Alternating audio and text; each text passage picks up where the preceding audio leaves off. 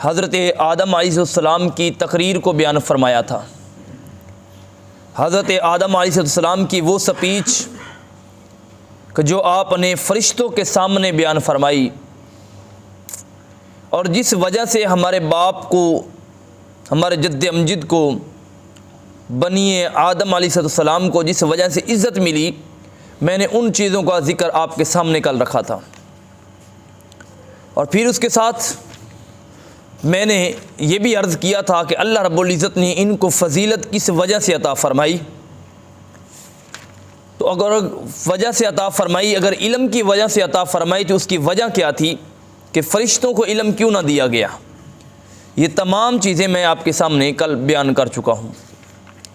آج کی آیہ کریمہ میں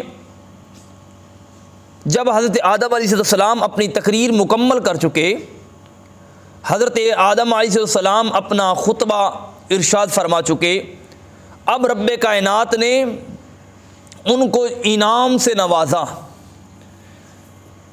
ہر بندہ کوئی بھی اچھا اگر نیک عمل کرتا ہے، کوئی بھی کام کرتا ہے، تو اسے اس کی شان کے مطابق انعام دیا جاتا ہے۔ جس طریقے سے انسان اگر قرآن مجید کی ایک آیت مبارکہ پڑھے تو اللہ رب العزت اس کے 10 گناہوں کو معاف فرما دیتا ہے، 10 درجات بلند فرماتا ہے، 10 نیکیاں عطا فرماتا ہے، یعنی کہ پڑھنے والے کو اس کے مطابق اس کا اجر دیا جاتا ہے۔ شہید کے بارے میں آتا ہے کہ جب شہید اس دنیا سے جاتا ہے تو جاتے وقت جو آخری وہ سانس اس دنیا میں لیتا ہے، اس سانس لیتے وقت اسے بارگاہ مصطفیٰ کا دیدار نصیب ہو جاتا ہے۔ یہ شہید کا مقام ہے۔ اللہ رب العزت کل قیامت والے دن شہداء سے پوچھے گا کہ تمہاری کوئی خواہش ہو تو مجھے بتاؤ۔ وہ عرض کریں گے کہ باری تعالیٰ، جب ہم اس دنیا سے تیری بارگاہ میں آ رہے تھے تو اس وقت جس ہستی کا ہمیں دیدار نصیب ہوا تھا دوبارہ کرا دیجئے گا۔ یہ شہیدوں کو انعام، یعنی کہ ہر بندہ جس مطابق عمل کرتا ہے اس مطابق اس کو اس کا اجر دیا جاتا ہے۔ یوں پنجابی میں آپ کہہ سکتے ہیں کہ جتنی مزدوری اتنی اس کی دہاڑی، جتنی مزدوری اس کی اتنی۔ اگر مثال کے طور پر کوئی بھی مزدور آدمی ہے تو پینٹ والا آدمی ہے تو اس کو اس کے مطابق یہ اس کو اجرت دی جاتی ہے۔ اب یہاں پر اللہ رب العزت نے حضرت آدم علیہ السلام کو انعام سے نوازا۔ انعام کیا تھا؟ انعام دینے والی ذات بھی عظیم تھی اور لینے والی ذات بھی عظیم تھی۔ دینے والا بھی اکیلا تھا، لینے والا بھی اکیلا تھا۔ دینے والے کا بھی کوئی اولاد نہ تھی، لینے والے کی بھی کوئی اولاد نہ تھی۔ دینے والا بھی یکتا تھا اور لینے والا بھی یکتا تھا۔ کیا تھا؟ یہاں پر فرمایا قال یا آدم انبئهم باسمائهم فلما انبأهم باسمائهم قال الم اقل لكم انی اعلم غیب السماوات والارض واعلم ما تبدون وما کنتم تکتمون۔ یہاں پر 33 نمبر آیت مبارکہ تک ہمارا ترجمہ مکمل ہو چکا تھا، تو یہاں سے آگے 34 نمبر آیت مبارکہ کے آج ترجمہ میں عرض کروں گا۔ اور پھر وَإِذْ قُلْنَا لِلْمَلَائِكَةِ، اللہ رب العزت نے فرمایا کہ ہم نے فرشتوں سے کہا۔ کیا کہا؟ لِلْمَلَائِكَةِ، فرشتوں کے لیے ہم نے حکم جاری کیا، فرشتوں کے لیے ہم نے آرڈر کیا۔ باری تعالیٰ کون سا آرڈر؟ فرمایا تسجدوا، تم سجدہ کرو، تم جھک جاؤ، تم عاجزی اختیار کرو، اپنی گردنوں کو جھکا لو۔ لِآدَمَ، کس کے لیے؟ اللہ کے نبی کے لیے۔ لِآدَمَ، کس کے لیے؟ آدمی کے لیے۔ لِآدَمَ، کس کے لیے؟ اس بندے کے لیے جس نے تجھے علم دیا۔ کس لیے؟ تاکہ تمہارے اندر عجز آ جائے، انکساری آ جائے، تمہیں جھکنا آ جائے۔ فسجدوا، پھر سجدہ کر دیا گیا، سب نے سجدہ کیا۔ اور پھر سجدے سے مراد یہاں پر 2 طرح کا ہے۔ ایک یہ ہے کہ وہ سجدہ جمعۃ المبارک والے دن زوال کے وقت سے لے کر نماز عصر تک اس کا دورانیہ تھا، ایک لمحے کا سجدہ نہیں تھا۔ اور پھر یہاں پر ایک اور بات میں پیچھے رہ گئی، وہ میں عرض کر دیتا ہوں۔ اللہ رب العزت نے فرمایا قال یا آدم، کل کی آیت مبارکہ میں کیا فرمایا؟ قال یا، بولیے قال یا۔ کوشش فرمایا کریں یار قرآن پاک لے کے بیٹھا کریں، میرا دل کرتا ہے۔ اللہ رب العزت نے جب آدم علیہ السلام کا ذکر کیا تو فرمایا یا آدم، عیسیٰ علیہ السلام کا ذکر فرمایا یا عیسیٰ، ابراہیم کا ذکر فرمایا یا ابراہیم، ہر نبی کو اس کے نام سے پکارا۔ جب باری آئی امام الانبیاء کی تو کہیں فرمایا یا ایھا المزمل، کہیں فرمایا یاسین، کہیں فرمایا طٰہٰ، کہیں فرمایا والضحیٰ، کہیں فرمایا واللیل۔ یہ نہیں کہا کہ یا محمد، نام نہیں لیا، بلکہ میرے مولا نے القابات سے نوازا۔ جس طریقے سے مثال کے طور پر انسان جس سے جتنی محبت کرتا ہے، اب بیٹا ہے، میں مثال دینے کے لیے، بیٹا اپنے والد کا نام نہیں پکار سکتا، بیوی کو حکم ہے کہ اپنے شوہر کا نام نہ پکارے، اس کو القابات سے پکارے۔ کیوں؟ اسے عزت دے، احترام دے۔ یار اس کو اللہ نے کتنی عزتیں دی ہوں گی، جس کو عزت میرے مصطفیٰ کو میرے خدا نے خود عزت دی ہوگی۔ خدا نے خود فرمایا یا ایھا المدثر، اس سونے پھولوں والے کی چادر اوڑھنے والے، اور مزمل کی چادر اوڑھنے والے، قم اللیل الا قلیلا، تھوڑی دیر آرام فرما لیا کریں۔ بہرحال ہمارا یہ موضوع نہیں ہے، ہم آگے کی جانب چلتے ہیں۔ اللہ رب العزت نے فرمایا وَإِذْ قُلْنَا، اور پھر ہم نے کہا۔ اب یہاں پر اللہ رب العزت نے فرمایا ہم نے کہا، یہاں پر سوچنے والی بات یہ ہے کہ حکم دینے والی ذات کتنی تھی؟ حکم تو رب نے اکیلے نے دیا، وہاں پر تو اور کوئی نہیں تھا۔ پھر یہاں پر چاہیے کہ اللہ رب العزت فرماتا میں نے کہا، مگر یہاں پر قلنا کا صیغہ جمع متکلم کا صیغہ بولا گیا۔ یہاں اس لیے فرمایا کہ ہم نے اس لیے کہا کہ اللہ رب العزت نے فرمایا کہ پیارے بندو، جب بھی کسی بڑے کی طرف اشارہ کیا جائے تو اس کے اشارے کا ادب کا تقاضا یہ ہے کہ جمع کا صیغہ بولا جائے۔ میرے کہہ کر پکارنا، ہمارے کہہ کر پکارنا، یہ خدا تعالیٰ کا خود یہ ہمیں تبلیغ اسلام ہے۔ فرمایا وَإِذْ قُلْنَا، اور جب ہم نے کہا لِلْمَلَائِكَةِ، فرشتوں کو۔ اب یہاں پر اللہ رب العزت نے یہ نہیں فرمایا کہ میں نے صرف جو میرے عرش پر فرشتے رہتے تھے میں نے ان سے کہا، جو اس وقت سامنے تھے میں نے ان سے کہا۔ فرشتوں کی تعداد کے حوالے سے میں پہلے عرض کر چکا کہ فرشتوں کی تعداد کتنی ہے۔ اللہ رب العزت نے مطلقاً فرما دیا وَإِذْ قُلْنَا لِلْمَلَائِكَةِ، پیارے آدم ہم نے آپ کے لیے تمام فرشتوں کو جمع کر لیا، جو زمین پر تھے، آسمان پر تھے، عرش معلیٰ پر تھے، پانیوں پر تھے، پہاڑوں پر تھے، جہاں کہیں جتنے فرشتے تھے، ہم نے حضرت آدم علیہ السلام کو انعام دینے کے لیے سب کو جمع فرما لیا۔ گویا کہ اللہ رب العزت یہ فرما رہا ہے کہ لوگوں، جب میرا حکم آ جائے، میرا آرڈر آ جائے، تو سب کا جمع ہو جانا یہ سنت فرشتوں کی سنت ہے، اور سب کا جمع نہ ہونا، علیحدہ ہو جانا، ان میں سے کوئی علیحدہ ہو جائے، اس کا جواب آگے آ رہا ہے۔ اور پھر یہاں پر اللہ رب العزت نے فرمایا وَإِذْ قُلْنَا، اور جب ہم نے کہا، کن سے؟ فرشتوں سے، اس مخلوق سے کہا جو مخلوق گناہوں سے پاک ہے۔ ہمارے نے اس لیے فرشتوں سے کہا، اس کی وجہ یہ تھی کہ ہم نہیں چاہتے تھے اللہ کے نبی کی تعظیم ہو اور اس میں کوئی گناہگار شامل ہو جائے۔ اسی لیے اللہ رب العزت نے ابو جہل، ابو لہب وغیرہ، عتبہ، شیبہ کو ایمان کی دولت نہیں دی۔ وہ گندے ہی اتنے تھے کہ رب کی رحمت نے یہ گوارا نہیں کیا کہ ان کے قدم مصطفیٰ کی بارگاہ میں آ جائے۔ اگر رب چاہتا تو ایک لمحے میں پوری دنیا میں اسلام پھیل جاتا، مگر جو گندے لوگ ہوتے ہیں، جو نیت کے گندے ہوتے ہیں، جو عقائد کے گندے ہوتے ہیں، اللہ رب العزت کی رحمت کبھی نہیں چاہتی کہ وہ میرے نبیوں کا ادب کریں۔ وہ رب چاہتا ہے یہ دور ہی رہیں، کیوں؟ میں نے ان کو پاک فرما دیا ہے۔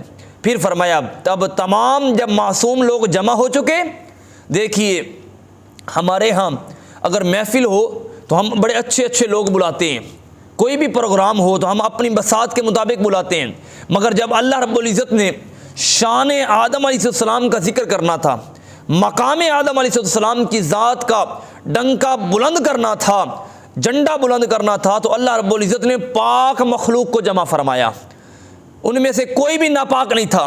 للملائکتی، تمام وہ فرشتے جو معصوم تھے، فرمایا تسجدوا، سجدہ کرو۔ اچھا سجدہ دو طرح کا ہوتا ہے، کتنی طرح کا ہوتا ہے؟ اب بولیے تھوڑا سا، کتنی طرح کا ہوتا ہے؟ دو طرح کا۔ ایک سجدہ تعظیمی ہوتا ہے، ایک سجدہ عبادت ہوتا ہے۔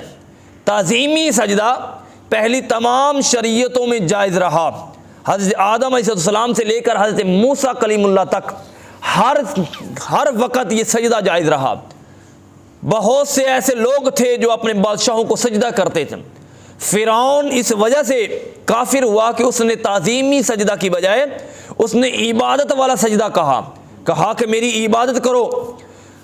حضرت آدم علیہ السلام کو بھی سجدہ کیا گیا، دیگر اور نبیوں کو سجدہ کیا گیا، وہاں پر سجدہ تعظیمی تھا، یعنی کہ اس بندے کی تعظیم کے لیے تھا۔ اور پھر اللہ رب العزت نے جب آقا علیہ السلام کو مبعوث فرمایا تو میرے کریم آقا علیہ السلام کی شریعت میں سجدہ تعظیمی کو حرام قرار دے دیا گیا۔ اب جو سجدہ تعظیمی کرے گا، ہمارے ہاں کچھ سنی نادان ایسے ہیں کہ جو دربار پر جاتے ہیں وہاں پر سجدہ کرتے ہیں، وہاں پر ماتھا رکھتے ہیں۔ سجدہ دیکھیں 7 چیزوں کا نام ہے۔ کتنی چیزوں کا؟ گھٹنے کا لگنا، ہاتھ کا لگنا، ناک کا لگنا، سر کا لگنا، یہ تمام 7 ہڈیاں، یہ 2 پاؤں کی ہڈیاں، ان کو ملا کر یہ 7 ہڈیاں اگر زمین پر لگ جائیں تو اس کو سجدہ کہتے ہیں۔ ان میں سے کوئی ایک بھی رہ جائے تو اس کو سجدہ نہیں کہتے۔ اب کئی لوگ اعتراض کرتے ہیں کہ آپ زیادہ تر سجدہ کرتے ہیں بحمدہ تعالی، ہم جب بھی اللہ کے ولی کی بارگاہ میں جاتے ہیں تو ہم ان کے قدموں کی طرف بوسہ لیتے ہیں، اپنے لب لگاتے ہیں، اپنے پیشانی کبھی نہیں لگاتے، پیشانی فقط اللہ کی بارگاہ میں لگے گی۔ اس لیے کسی بھی دربار پر، حتیٰ کہ حضور غوث الورا ہوں، کتنے بھی دربار ہوں، کسی کے دربار کے اوپر سجدہ کرنا یہ حرام ہے۔ اگر تعظیم کی نیت سے کیا جائے تو حرام، مصطفیٰ آقا علیہ السلام کی قبر انور کو اگر سجدہ کیا جائے تو تب بھی حرام ہے۔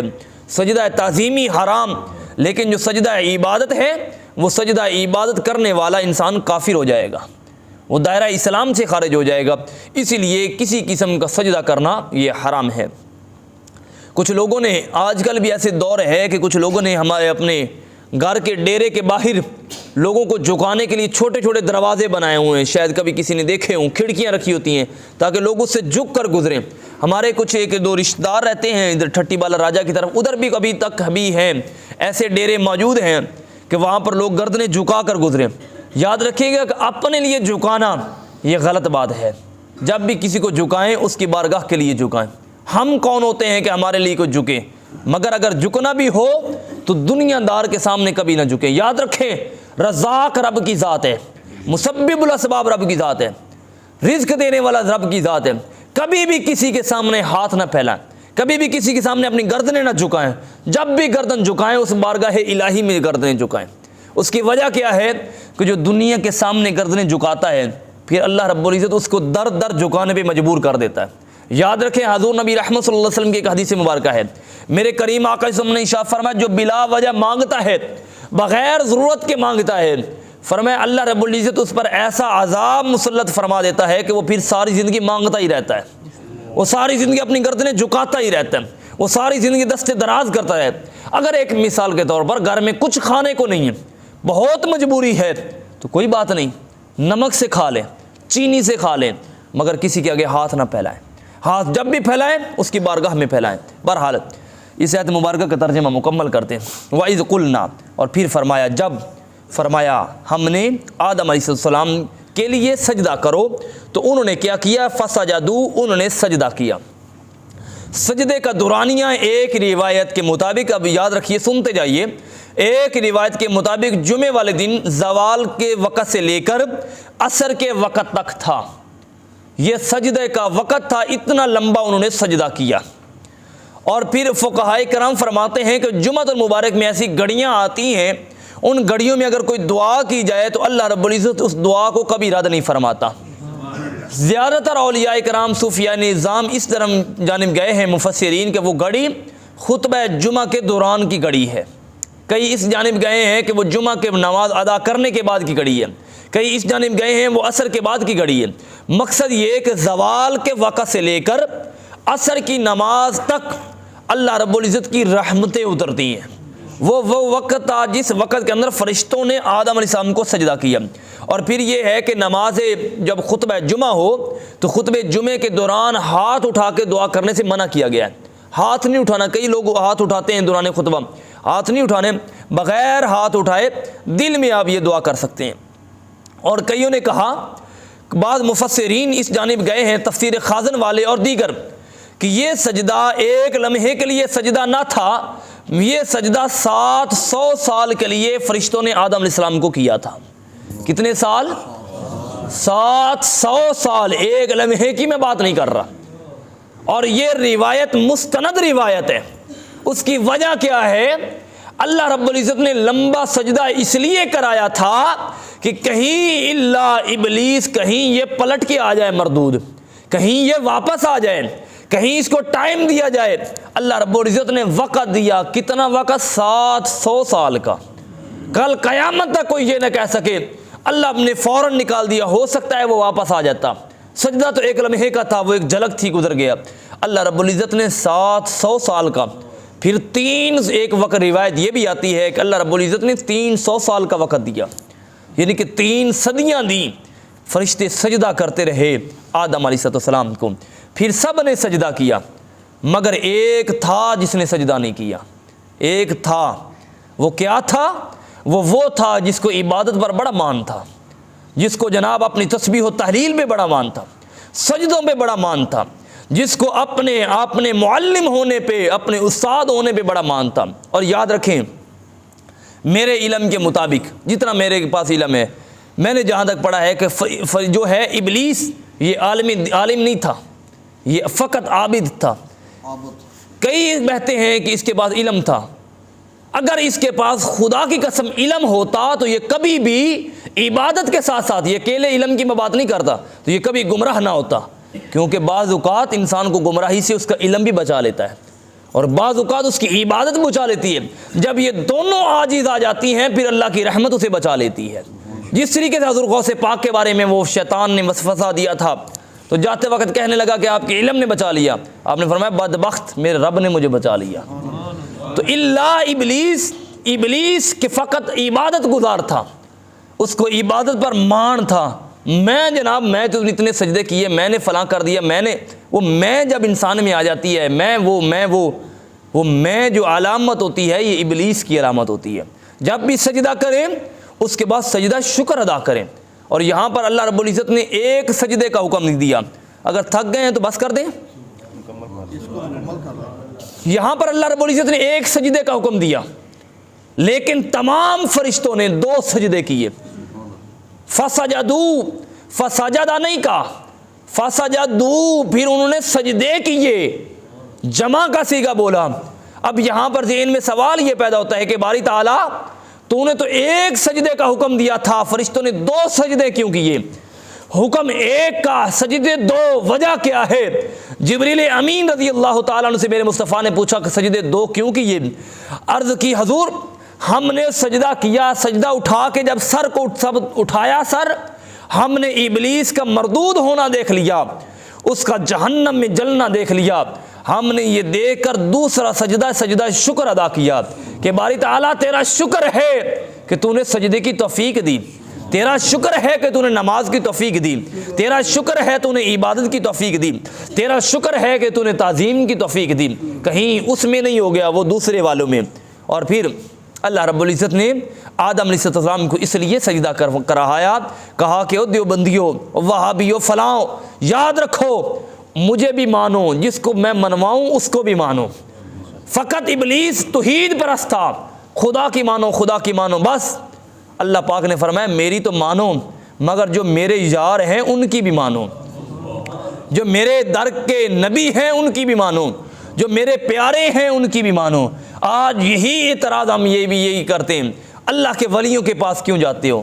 بھائی ہم اس لیے جاتے ہیں کہ ان کا تعلق اللہ سے گہرا ہے، ان کا رشتہ گہرا ہے، ان کی اللہ کی بارگاہ میں جان پہچان گہری ہے، ان کی زنجیر، ان کا جو تعلق ہے، لڑی ہے، جو لہر ان کی ہے، کرنٹ جو ہے وہ اللہ کی بارگاہ سے آتا ہے. ہم اس لیے ان کے پاس جاتے ہیں. پھر فرمایا اللہ، مگر ابلیس ایک تھا کہ جس نے سجدہ نہیں کیا. اب اللہ رب العزت نے صرف یہاں پر بات کو ختم نہیں کیا، بس ابلیس نے سجدہ نہیں کیا تو ختم نہیں. فرمایا ابا واستکبر. اس کی وجہ کیا تھی؟ اس کی وجہ انانیت تھی، اس کی وجہ کیا تھی؟ تکبر تھا. اس کی وجہ یہ کیا تھی؟ اس کے اندر میں آ گئی تھی کہ میں جناب وہ ہو گیا، میں وہ ہو گیا. پھر اللہ رب العزت نے فرمایا کہ وہ کیا تھا؟ وَقَانَ مِنَ الْكَافِرِينَ. ہم نے اس کو انکار کرنے والوں میں شمار کر دیا. جب اللہ رب العزت کو پتا تھا کہ ابلیس سجدہ نہیں کرے گا، پھر اس کے باوجود حکم کیوں دیا گیا کہ ابلیس سجدہ کرو؟ حکم سب کو دیا گیا، للملائکۃ اسجدوا، فرشتوں سجدہ کرو۔ جب اللہ رب العزت کے یہ علم میں تھا کہ اس نے سجدہ نہیں کرنا، پھر حکم کیوں دیا گیا؟ ذہن میں سوال یہ پیدا ہوتا ہے۔ ایک مثال کے طور پر ایک بچہ ہے جس کے پاؤں اگر ٹھیک نہ ہو، میں ایک مثال دے رہا ہوں، جس کو چلا نہ جاتا ہو، ہم اس کو کہیں کہ بیٹا میرے لیے کھانا لے کے آؤ، تو انسان کہے گا یار کہنے والے تو تیرے عقل ٹھیک نہیں ہے، اس سے چلا نہیں جاتا۔ ایک بچہ ہے جس سے ابھی بالکل چھوٹا ہو، ہم اسے کہیں جناب ہمارے لیے بازار سے جناب وہ گوشت لے کے آؤ، تو کوئی ہمیں سمجھدار کہے گا؟ بولیے یار کچھ نہیں ہوتا۔ اگر ہم کسی کو جو چیز کسی کے اہل نہ ہو اس کو کوئی کہے تو مجھے کوئی کہے کہ مثال کے طور پر جو ہے مستری کا کام جی آج آپ نے فلاں کرنا ہے، دیہڑی لگانی ہے، تو مجھ سے ہوگا؟ پتہ یہ چلا کہ جو کام جس چیز کے اہل ہو اسی کو کہا جاتا ہے۔ جب ابلیس اہل ہی نہیں تھا سجدے کا، رب کے علم میں تھا یہ سجدہ نہیں کرے گا، پھر کیوں حکم دیا کہ سجدہ کرو؟ اس کی وجہ یہ تھی، اللہ رب العزت یہ بتانا یہ چاہ رہا تھا کہ لوگوں میں اپنی ذات کی وجہ سے کسی کو جہنم میں نہیں ڈالتا۔ کوئی اگر جہنم میں جاتا ہے تو وہ اپنے کرتوتوں کی وجہ سے جاتا ہے، میرا منشا نہیں ہوتا کہ یہ جہنم میں جائے۔ اللہ رب العزت نے سب کو یہ اعلان کر کے آرڈر دے کے حکم دے کے یہ گویا کہ یہ اعلان کر دیا کہ لوگوں میری منشا یہ ہوتی ہے کہ لوگوں جہنم میں نہ جلو۔ اگر کوئی جہنم میں جاتا ہے تو وہ اپنے اعمال کی وجہ سے جاتا ہے۔ پھر فرمایا الا ابلیس، ایک ابلیس تھا، ایک شیطان تھا جس نے سجدہ نہ کیا۔ بعض مفسرین لکھتے ہیں کہ اگر شیطان ہی نہ ہوتا تو بڑی مزے کی بات تھی۔ اللہ رب العزت نے شیطان کو اس لیے پیدا فرمایا کہ اس کے بعد اس نے نبیوں کو پیدا کرنا تھا، جنت اور جہنم کو پیدا کرنا تھا، یہ سارے نظام کو چلانا تھا، اس لیے شیطان کو پیدا فرمایا۔ اللہ رب العزت اس آیت مبارکہ کو سمجھنے کی توفیق عطا فرمائے، مالک کائنات عمل پیرا ہونے کی توفیق عطا فرمائے۔